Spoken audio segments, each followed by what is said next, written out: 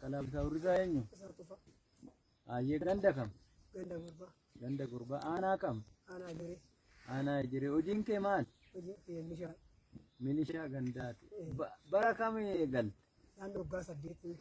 Amer gal te wagga saddeet jechuudha. Mee uummata Oromoo dararaa turtan uummata Oromoo kan akka barbaadan gochaa turtanii waraana mootummaallee waliin taatanii waraana bilisummaa Oromoo barbaadaa turtanii mee akkamitti ilaalta amma dogongora kaleessaa sana akkamitti ilaalta? Dogongora dheengaddaa oduun beekin dogongorree jecha isaanii qabannee tuma dogongoruun keenya sirriidha. Ayyee. Amma kanaan booda mee maal gochuu barbaada? Amma kanaan booda ani qaama kanatti angoree akka uummanni jireetti kana wajjin qaama kana wajjin jira. Andurattiitu wallaala kiyyanna godhe. Uummata kee waliin jiraachuu feete? Rattiitu oduun hubannoo mana qabaadhee dogongora kana keessa hin galu seenus.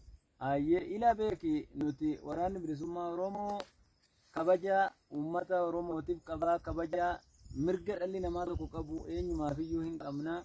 Yaa taatuti qabnee si qabnee erga si qabnee booda wanni waraanni kun miidhaa tokko sirraan ga'ee jira hawaasa bal'aatu si ilaala. Kanaaf waan waraanni kun sirraan ga'ee jira. Wanna tokko kabaja malee an arganne wajjin hin nyaannee dhuguu malee wajjin haasa'uu malee akka obboleewwan keenyatti malee wanni miidhaan narra ga'ee jira. Ayyee. Mee kaleessa dheengadda uummata Oromoo kana osoo hin beekin miidhaa turtanii har'a ammoo sii galtee uummata keetitti makamtee jiraachuu barbaadda malee hojii mootummaa kana hojjechuuf feete. Idoon durattuu dheeche kun maalatti dhufaan mana itti guree jechuun maalaan barbaadaa jira. Ayyee. Galatoomta. Isinirree galatooma. Ayyee. Kabajamtoota dhaggeeffattoota ilmaan Oromoo mirgi dhalli namaa qabu tokko osoo sarbii waan gaafannu gaafannee gallakkisaa jirra.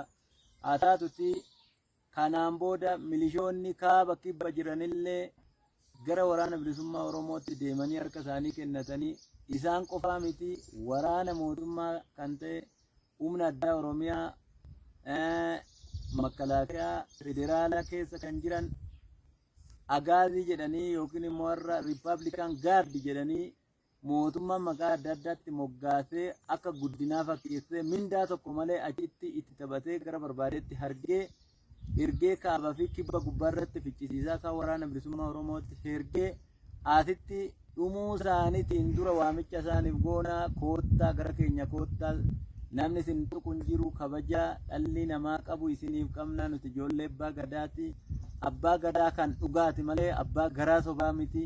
Koottaa gara waraana bilisummaa Oromootti waamicha isiniif goonaa galatooma horaa bulaa deebanaa galanni keessan bilisummaa yaa ta'uu isiniin jenna. Galatoome abba. Ayyee.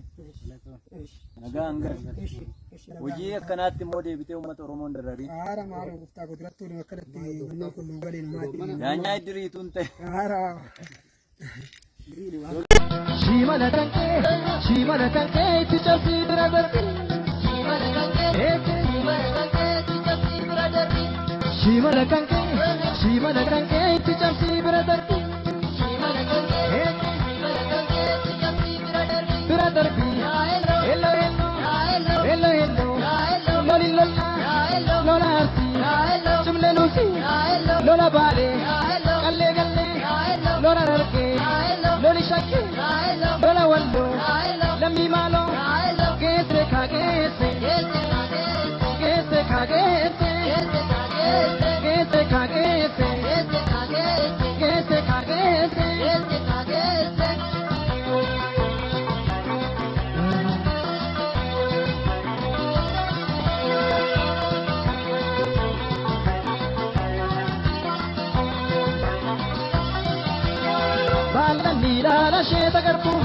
Asheta garbu, goota beektaa qeerransa muree nama darbu.